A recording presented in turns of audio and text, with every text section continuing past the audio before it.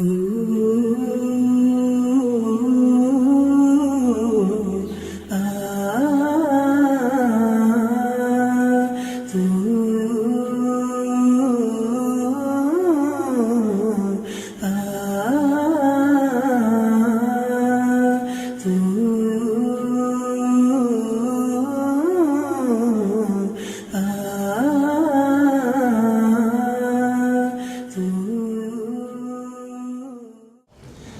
now we're going to get all of the main speakers.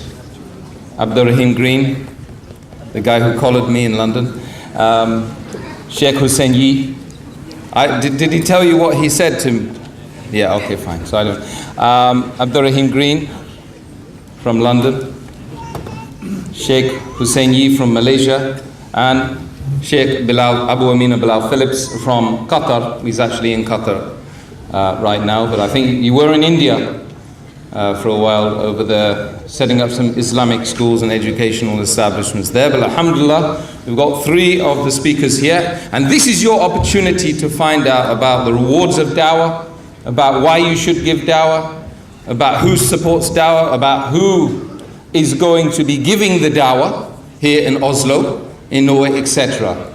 So the same rules apply. Sisters up there, brothers don't go up there. Brothers, stay down here and use this microphone over here, okay? And stick to the topic. Let's try and stick to the topic, right? It's about dawah. But, and there's always a but, if there are not yet Muslims in the room, and reality is that's what we're here for. We're here to clear up the misconceptions, get rid of the lies, tell the truth, isn't it? So if they want to ask some questions, they must come to the mic first. If they don't want to come to the mic, they must write their question down, and we'll have it up here on the stage and we can read it and take precedence. For those people must have first precedence, if you like. They must be able to ask their questions first. So if there's any of those people, please pass your question forward or come to the mic. Sisters, you're going to be first. Kick off. Let's go for it. Assalamu alaikum.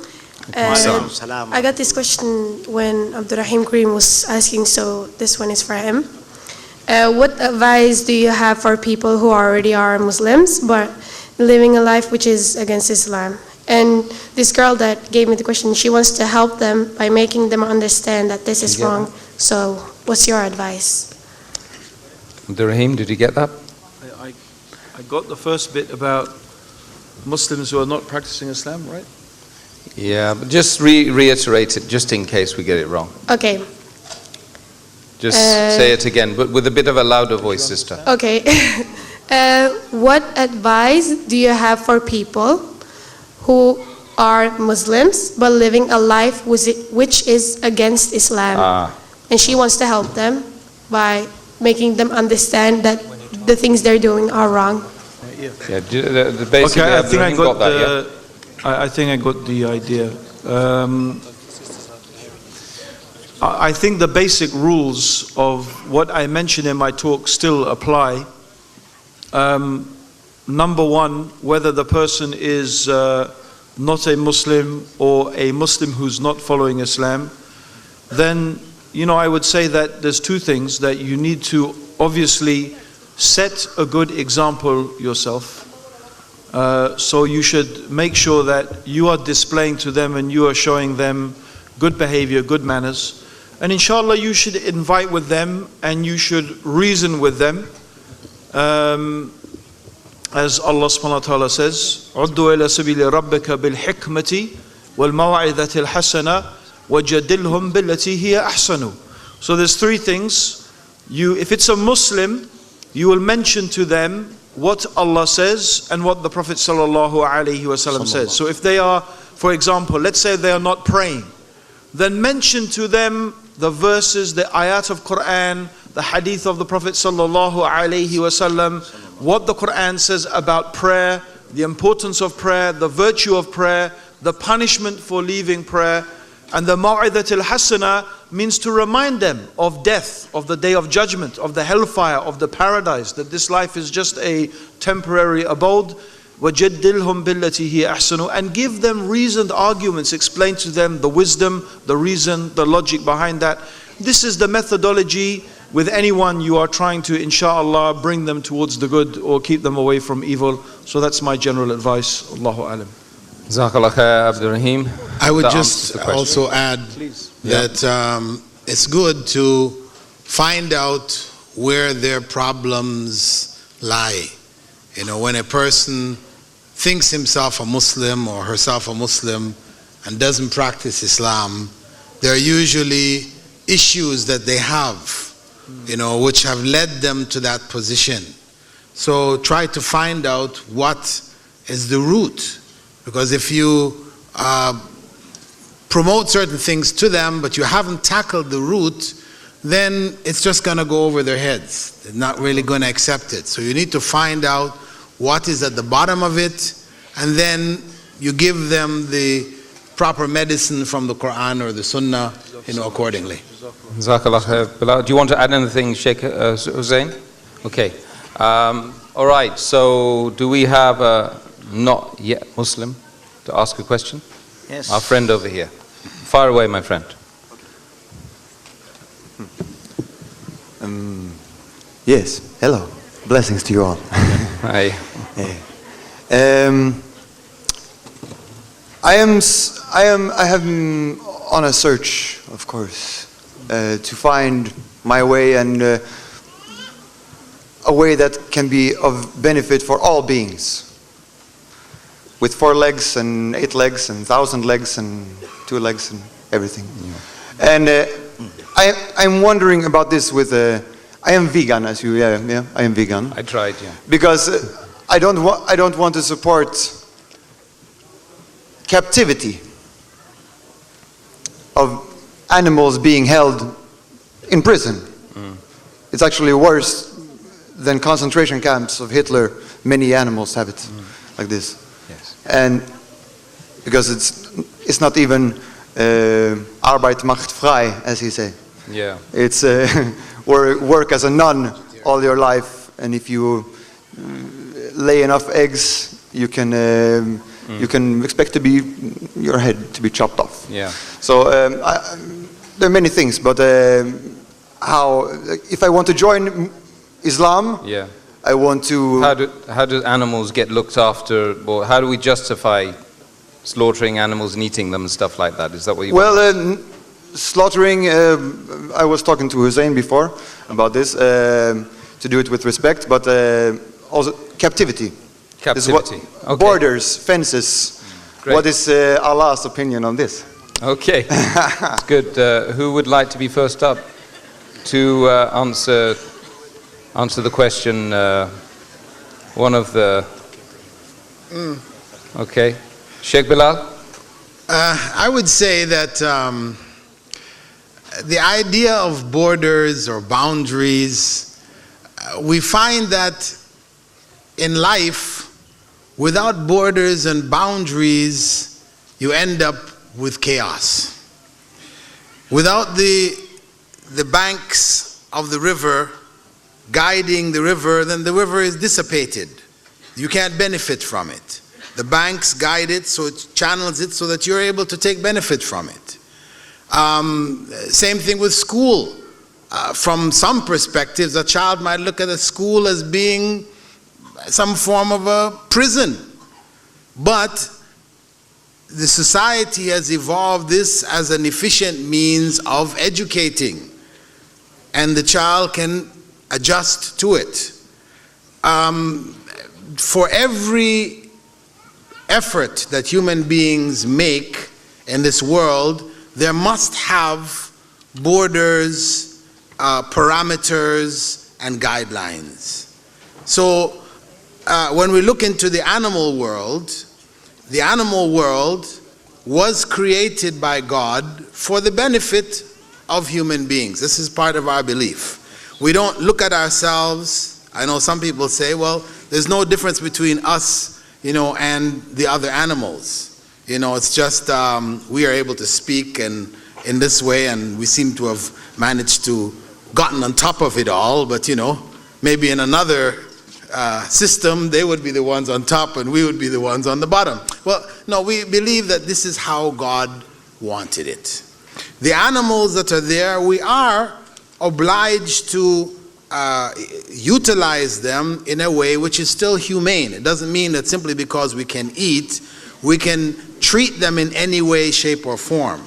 So maybe what goes on to a certain degree in Western civilization, where the animals are kept in very small areas, they can't, they're just force-fed and pills and all kinds of genetic engineering. Okay, Islam is not in favor of this.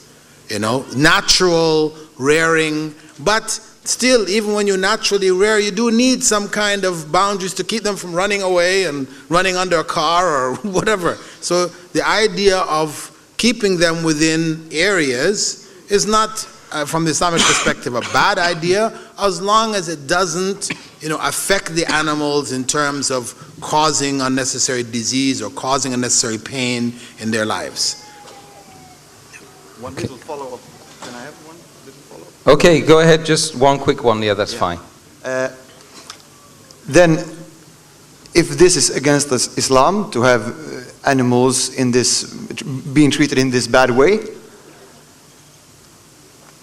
then I believe that Muslims should not pay tax in Norway, for example, or Sweden.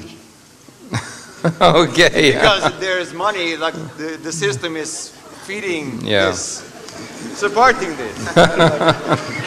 Thank you very much.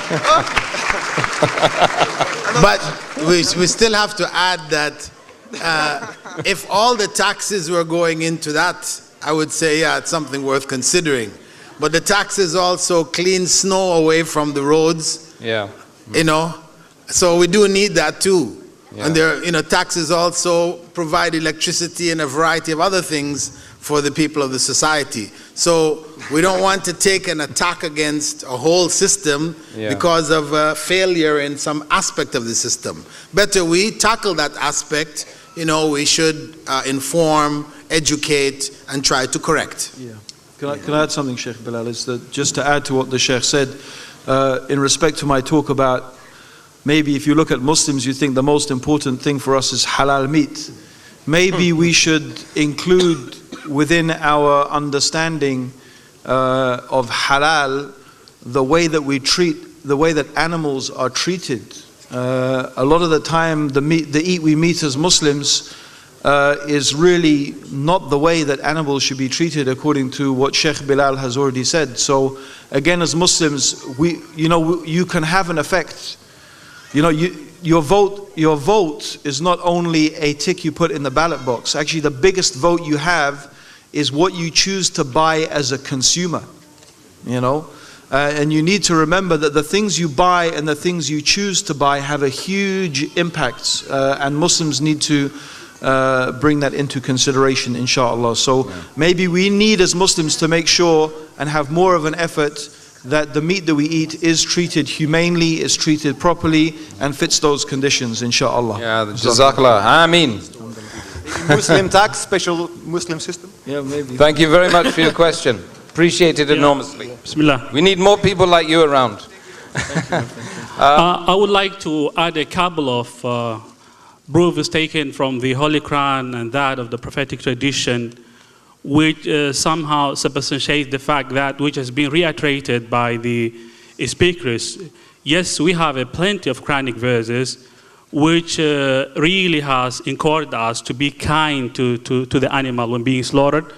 We have the Prophet ﷺ told us that when you slaughter in a good manner. And we also know that a lady was put into hellfire due to her punishing a cat which she kept her in her own house. So this means that the mercy is there, practice, and the mercy is there, and the Prophet ﷺ told. So if you see any wrong practice by any Muslim, that should not be attributed to Islam. So this is what we need to understand it as we talk about this topic. Two stories, different stories. Okay, that one wraps up that. So we've got two others over here now. Just, yes, Bilal Phillips will be talking about the Dajjal later on. That's why you can't all leave until the end. How can I give dawah to a not yet Muslim? Advice. And another one, how can I make dawah to people who don't believe in any God, atheists? So there's two questions there. Dawah to an atheist and dawah to a not yet Muslim, pretty general. So maybe we could kick off with the atheist issue. Abdur Raheem? My advice is to attend Dr. Bilal Phillips's Dawah training course tomorrow, inshallah. Right. I think that if you want to know specifically how to give dawah to such and such person or such and such type of person, it's really important generally that you equip yourself with the knowledge of how to deal with that specific issue. I wouldn't like to venture, but obviously with an atheist you would try and convince them about rational reasons why they should believe that there is a God, or at least why believing that there is a God is the most rational proposition for the rational mind. So when people say, how do I give dawah? It's like, how long is a piece of string? Who are you giving dawah to? What is their belief system? What is their issue? I know Sheikh Bilal is giving a dawah training course. I've seen some of the notes. It looks really good. So I think if you really want to know, and you should want to know, you should attend his course, inshallah. And anybody else want to say anything about tackling dawah to atheists or non-Muslims, just generally? Sheikh Bilal? I would just say the same thing I said earlier, that it's important to hear what people are saying, what is it that's behind their understanding. People, for example, may deny God's existence because of tragedy in their lives, which they can't explain. That's a common factor when you hear why that person doesn't believe in God, because somehow they feel it's unfair what happened to so-and-so or happened to me, or so that becomes the whole issue, not being able to explain tragedy in their lives. So it's important to go to that point, let the person understand that simply because you can't understand the reason behind the tragedy in your life, that's not enough to lead you to the point of disbelief in God. Because you see many other unfortunate or stressful circumstances happen in your life, and it turned out to be good circumstances. What you thought was bad turned out later on, the same day, weeks later, whatever, to be something good. So you can see that process happening in your life. What religion says is that it's happening in all aspects of life. The areas that you can't explain are explained by the areas that you see explanations for. And that is the more logical way to approach it, rather than just simply reject God because you can't find an explanation as to why you suffered something that you suffered. So I'm saying, look into the reason. What has driven that person to the point of disbelief? Sometimes it's a matter of how they've been raised, etc. But oftentimes, it has to do with some incident in their life. So if you understand that, then you can try to help them to get clarity on the basis of it. Jazakallah khair, Sheikh. And next question. I'll move to the next question. Anyone at the microphone? Sisters. Assalamu alaikum. Alaikum salam. Assalamu rahmatullah wa barakatuh. This is a question, the issue about our parents, which is not Muslims. And we don't find the way how to reach through them and to them, the way how to express ourselves, and that they can open their heart to Islam. Because most of us, we find they're quite hostile, or they don't like to listen. They might accept us as Muslims, but they think something just for us is good for us. It doesn't concern them. So what kind of advice could you give that we find a way to reach through them? Thank you. Very, very good question regarding non-Muslim parents, approaching them, giving dawah to them, giving advice to them, trying to explain Islam to them. I think that's an excellent question. Who wants to kick it off? Sheikh, look, do you know something? 3 of these people have been doing that for the last 20 years, isn't it? or more. So they should know something about it, yeah? Yeah, refer to the question from the sisters. Alhamdulillah, sisters, you are speaking to all the brothers inside in front of you. We are all reverts. We are all reverts. We have the same problem. But just to be very brief, da'wah need a lot of patience, need a lot of wisdom. You may fail once, maybe 100 times, but never give up. This is my own experience when I talked to my mom until the last minute when he was bedridden. When she was bedridden, then I called her to Islam. Alhamdulillah, she responded.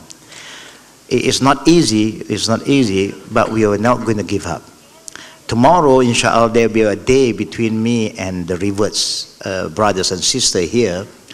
I would hope that most of the revert brothers and sisters will spend some time with us to go and then just to study the case that we are experiencing now, the problem we encounter.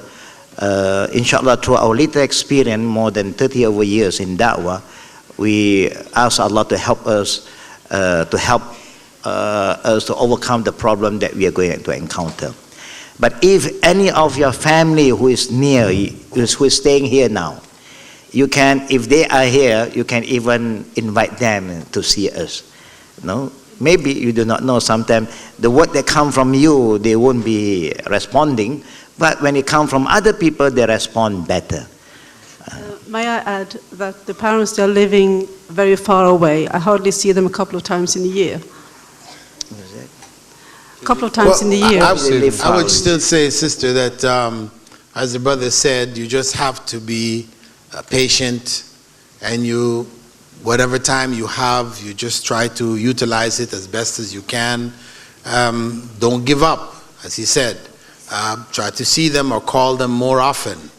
Give them presents. Let them feel that, you know, Islam has brought you closer to them than before. I know personally, my parents took 21 years after I accepted Islam before they both accepted Islam. No. You know? So, I mean, had I given up after the initial attempts, because of course when I first accepted Islam, I wanted everybody to accept Islam. But it didn't work that way, you know? So it took them 21 years, and it's after I'd basically given up that they came around and said, okay, we want to accept Islam. Yeah, the one thing I would like to add is, mashallah, off what Sheikh Bilal said, is when I first became Muslim, I wanted everyone to accept Islam. One of the things that's very tempting to do when you first become Muslim is you just, well, I mean, that was my mistake, is I just thought, wow, Islam is so fantastic, I feel so wonderful, all I have to do is tell my parents all about it, and they're just going to say, yeah, I want to become Muslim too. But they took it like, what is this mad guy ranting and raving about, you know? And he's trying to shove all this religion down our throats, you know? So I always tell reverts, take it easy with your mum and dad, you know? Take it really, really easy with them, because in your enthusiasm, you actually might do more damage than you do good. So my advice is, yes, give dawah, but take it easy, think about it, you know, and don't be too hasty in that as well, inshallah. Sheikh Ali? Yeah, Bismillah. I wish I had the same experience as brothers had with regard to having parents who are not Muslims, really. And of course, the examples which were given by Sheikh Hussain the other night, I was following his own speech, were very heart-touching, really, when he told us about how he remained adamant in trying to, be a cause to his mom to embrace Islam. That's something nice, really. So I would like to add some illustrations from the Holy Quran. We know that Abraham, alayhi salam, tried to convey the message of Allah to his father, telling him that he should get rid of polytheism. And who could tell me how many times did he repeat Ya Abati in the Holy Quran? Who could tell me how many times did he say? Was it 4, 5 times? How many was it? Several times. He kept on saying Ya Abati, Ya Abati, Ya Abati, using the most beloved name to him in order to win his own heart. But his father remained on his own religion and did not want to change it. So the same applies.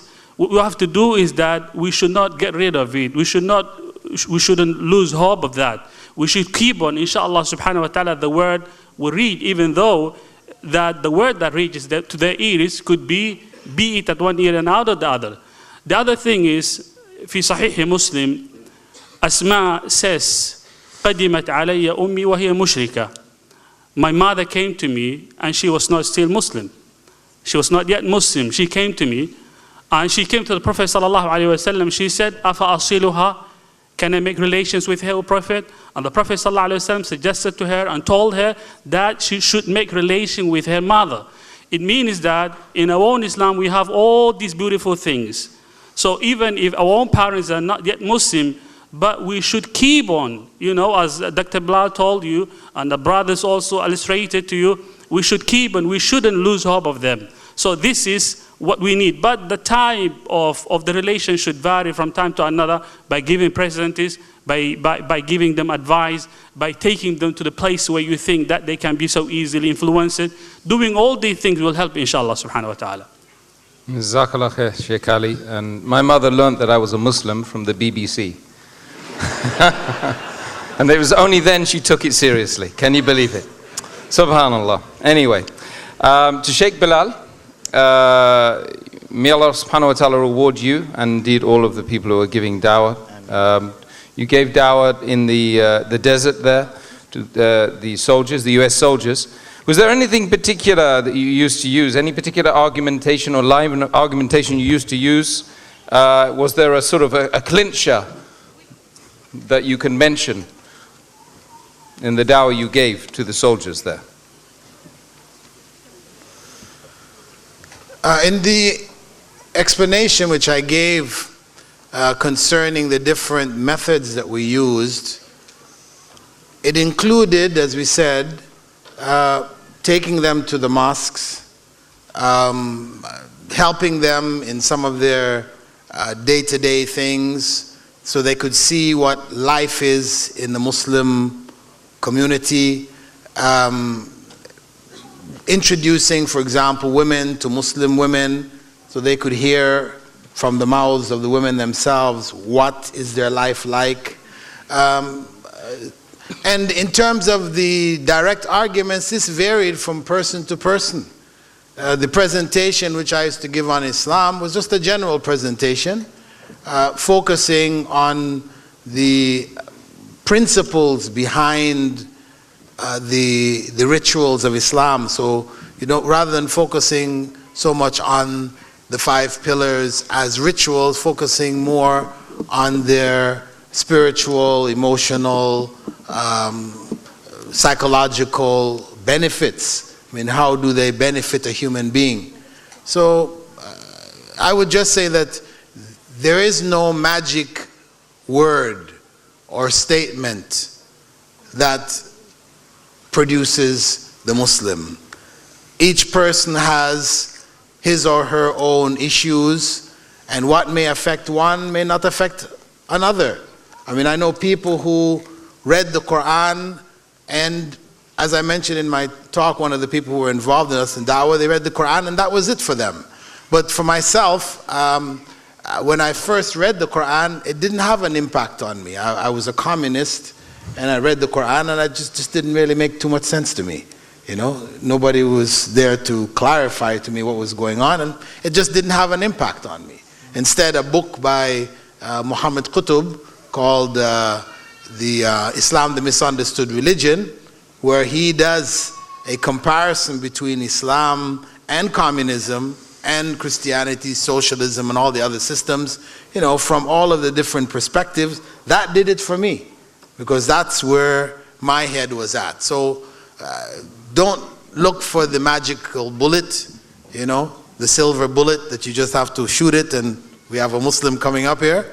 No, instead, look to see what is in that person's mind, their heart, what is it that they're got issues about, and try to treat those situations like a doctor treats illnesses. He doesn't just have a single tablet that every patient comes in, he just gives them the tablet and says, this will do it for you. No, he finds out what is the illness. Then having understood the illness, then he prescribes the appropriate medicine for that illness. So it's the same thing. When people are misguided, when they're worshiping the wrong God, or they're not worshiping God at all, these are illnesses. These are spiritual illnesses. And as such, we need to understand them in that way and then try to find the appropriate medicine for the illness. Jazakallah khair, Sheikh Bilal. And obviously you haven't been to my doctor, because he only gives antibiotics. That's all. One kind. So, sorry about that. Now, do we have any other? Sheikh, go ahead. I just remember something that the sister can apply, Okay. trying to understand how your parents feel toward the Muslim by asking them, because if we don't understand how they're feeling toward Muslim, it's not easy for us to talk to them about Islam.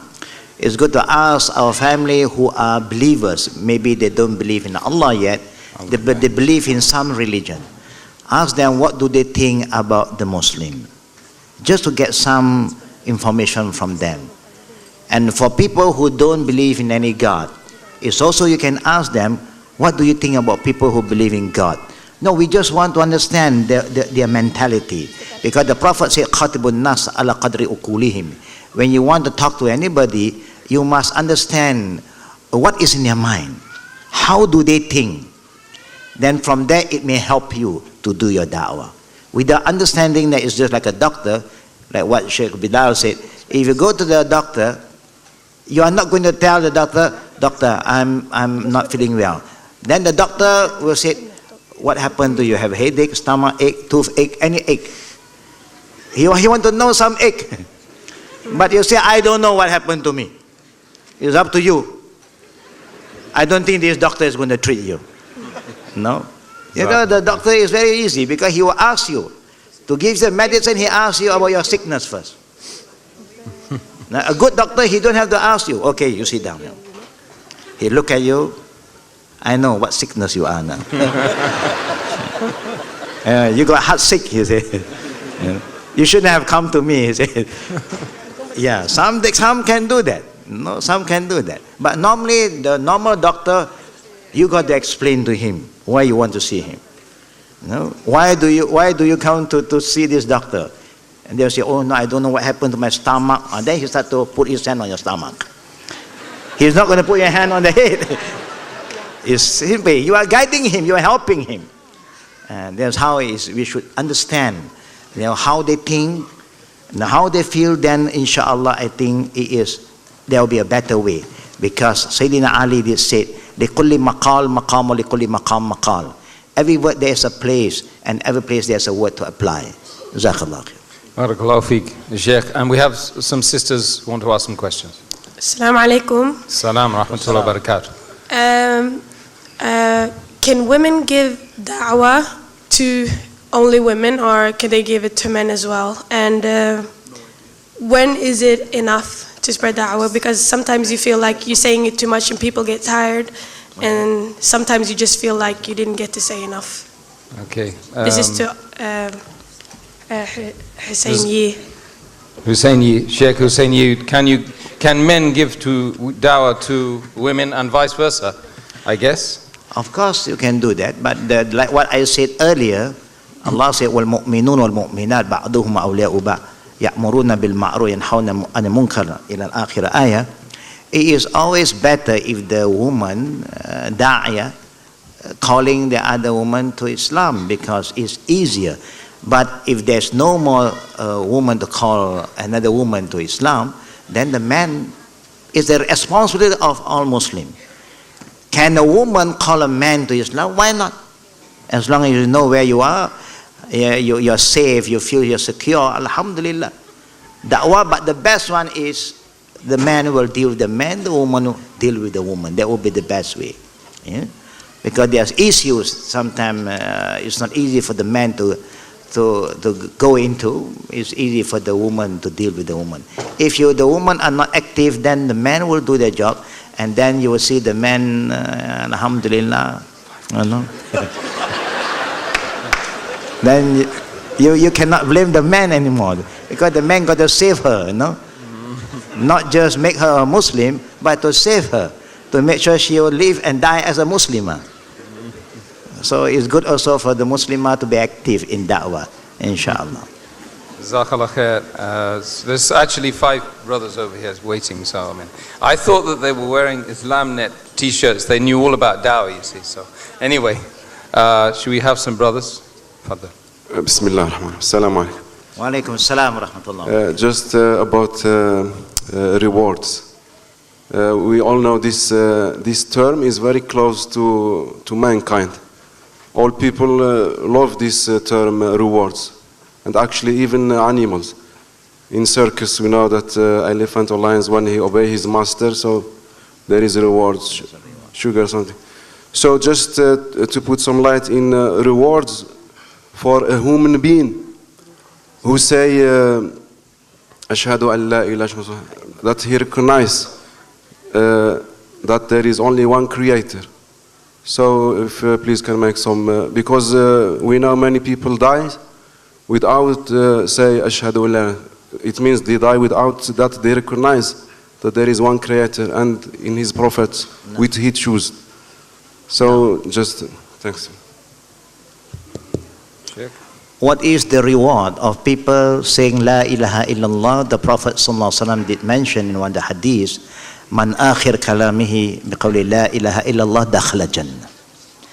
Whoever can die, depart from this world, by believing in Allah, by saying La ilaha illallah, the Prophet said, Allah promised him Jannah, paradise. Paradise is his. That's why the Prophet never give up to the last minute. When somebody is sick, like Abu Talib, he was very sick, and also a young Jew who was sick, the Prophet never give up. When the Prophet visit the people who are sick, he still call them, Qulu la ilaha illallah. Say just La ilaha illallah.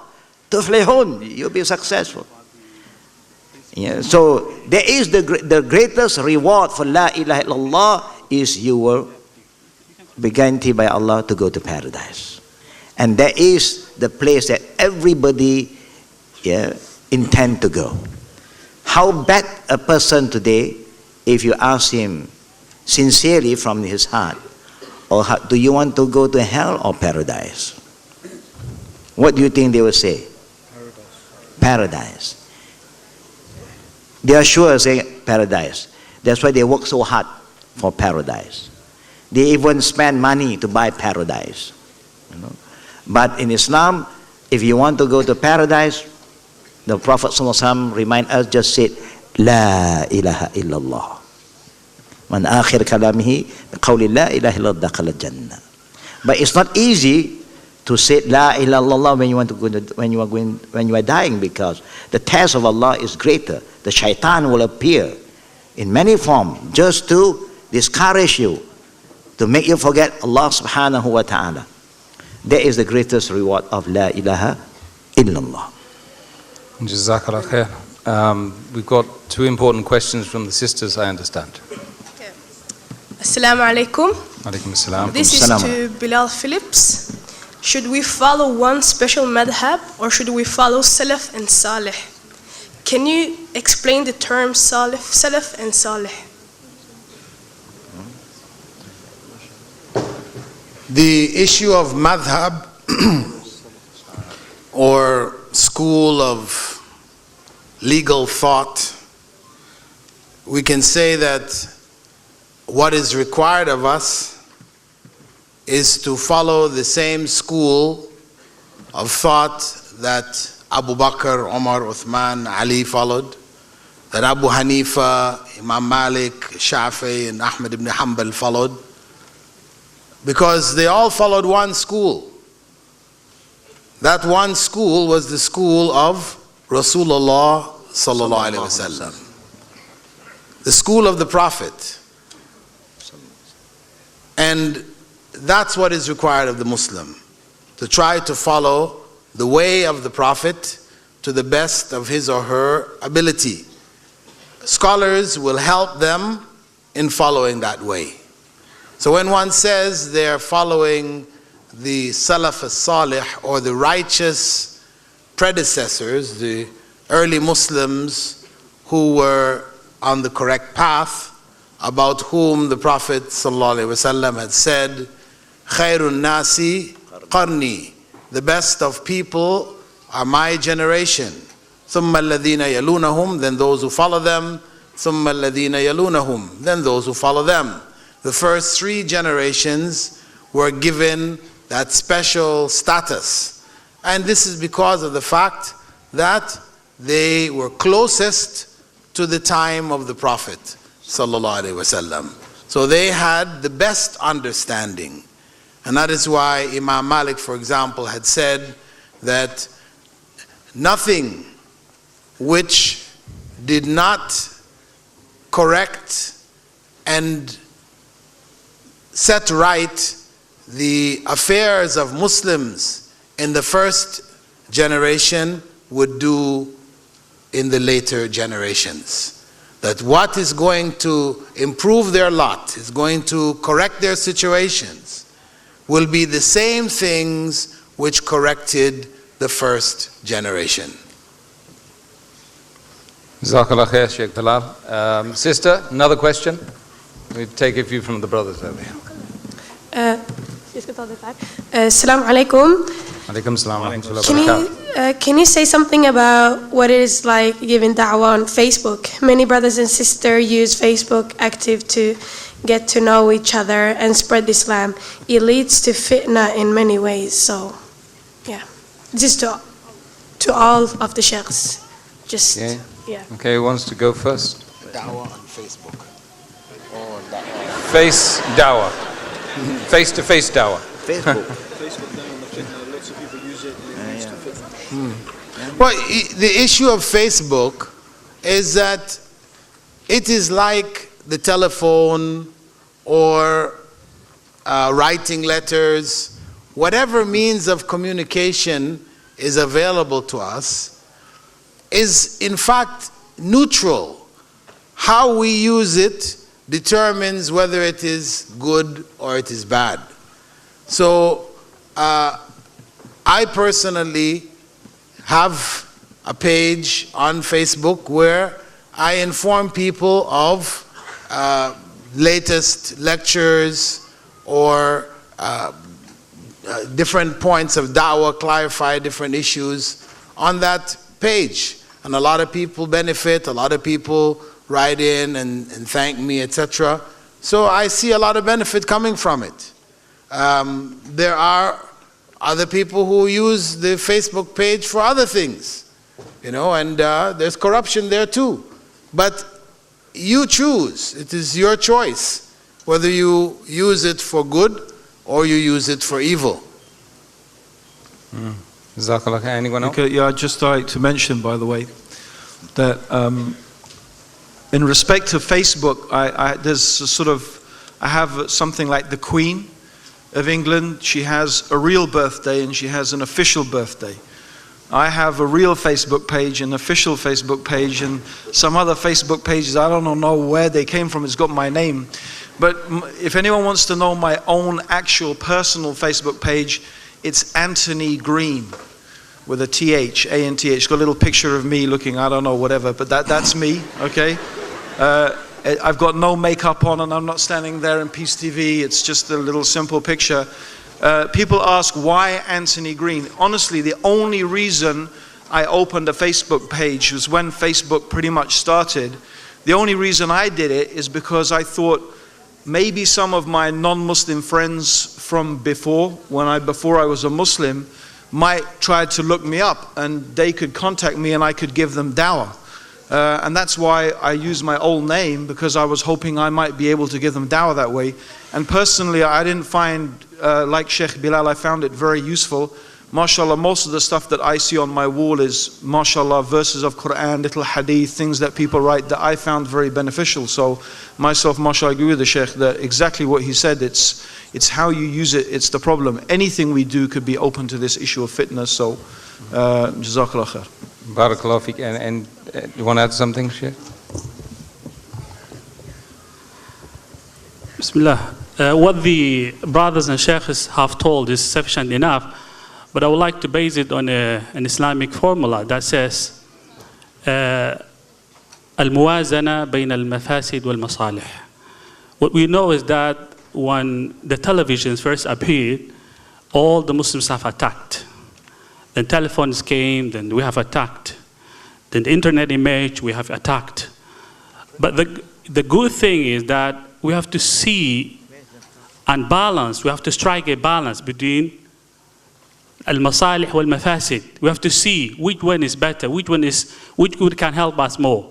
So here we cannot say it's haram, nor can we come and say it is totally halal.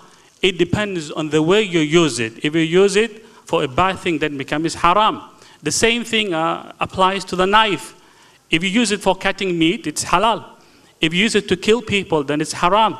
The same thing for the money. If you use it for sadaqah, charity, it's halal. If you use it for committing fornication, it's haram. So it depends on the way and how you use the thing, inshallah subhanahu wa ta'ala. Jazakallah khair, Sheikh Ali. Just add to that very quickly. I just already mentioned, I put the 7 shahadas in Oslo on the Facebook last night, and now perhaps hundreds of thousands of people already know about it. Because, you know, it's viral, isn't it? They put it on their page, etc. So we didn't have that facility. Well, anyway, Allah knows best. Right. Shall we, are there any not yet Muslims who want to ask some questions, or dawah-related questions? Dawah-related questions, or not yet Muslims who want to do that? Sisters? Yeah, because we're going to take precedence over those. We want to make sure that we get those in, because I got told off yesterday. No? No, not yet? Yes? Fadl, go ahead, Assalamu sister. alaikum. Wa alaikum assalam wa rahmatullahi wa barakatuh. This question goes to Sheikh Hussain. It's about a speech about human rights. There was one right I missed, the right to freedom of speech. Today we are being attacked by the media, the politicians, and even other Muslims here in Norway about hijab, the Prophet, and everything. So where is our freedom of speech? Okay. Alhamdulillah, when I talk about hukuk al-insaniya, the freedom of every person, yeah, you have the freedom of speech, but every freedom there is a limitation. There's always a hudud. Now, the Muslim is now been allowed by the teaching of Allah and the Prophet Sallallahu Alaihi Wasallam to say something that do not benefit them. Even sometimes you say people is saying something bad about us, should we say bad about them? No. That's why the Prophet said, "Man kana yu'minu billahi yawmal akhir falyaqul khairan aw liyasmut." Whoever believe in Allah and the day of judgment, if you want to say anything, of course we have the freedom to say what you want to say, but the Prophet gives us a guidance as a believer who believe in Allah and the Akhirah. You want to say something, make sure that it benefit you. If not, then silence is better. Now we know that the people who are not yet Muslim is attacking us. They're abusing us, they're abusing our prophets. But we have a better way to counter them. That by doing da'wah. A lot of people go against us, talk bad about us, is because they do not know who we are. They thought the Muslims are troublemakers, the Muslims are terrorists. This is what the media is telling them. We do not control the media. This is one sad part of the Muslim. Even we are rich with oil and petrol and gas, but we forget the important to have our own media, to control the media so that we have our freedom, we have a better access to the public. But it so happens the media is controlled by the people, so they can say anything they like, and when we are going to defend, but the best defend is to tell them about Islam first. You understand that, sister? Yes, I understand, and thank you for the answer. But one of the problems is that when we try to answer in a better way, they say that we are attacking their freedom of speech, and that we are... Yeah, so you have an ongoing dispute. Yeah, actually. no, you see, the people who are non-believer, I would say they are not. If they are real believer, they know, even in Christianity, in Buddhism, in any other religion, they always remind the people, their followers, to be careful of what they say. You cannot just say anything you like. That means you don't respect the right of other people. And that's why there's so many unrest around this world today, because the people who we don't see the Muslim abusing anybody. We now know Muslims abuse Prophet Jesus. Even all the other gods that belong to other people, we know they are not the true God, but we never abuse them because Allah forbid us. But it's very sad that these people trying to abuse us. Maybe it's a test for this ummah. But because we have not doing our da'wah, we hope the more da'wah we get involved, getting people to understand what is Islam, who is Prophet Muhammad sallallahu alaihi wasallam, I believe one day they will not say what they say anymore. You see, I believe, I go back to one history in the time of the Prophet. When the Prophet started his mission, he is a very caring and loving man. What he have done is, he always remind his ummah to respect the elders, to help the elders, to honor them. And to the extent the Prophet said, "Laysa minna man lam yuqir kabirana." You are not one of us if you do not know how to show love and respect to the elders. Now there's one lady who always, she's old and she always carry her own thing. When she buy things, she carry a firewood. Then one day Prophet Muhammad appeared in front of her and she did not know who is this man. So Prophet Muhammad gave her a helping hand to carry all her stuff back home. Now all the way while she was traveling, while he was moving with her, this woman was cursing a man called Muhammad Rasulullah. She said, "There's a man, do you know," to this young man. He is starting to say that he is a messenger of God, telling us to worship one God and leave Latta wal Uzza and all the other gods that we are worshipping. This man is crazy. He's a troublemaker.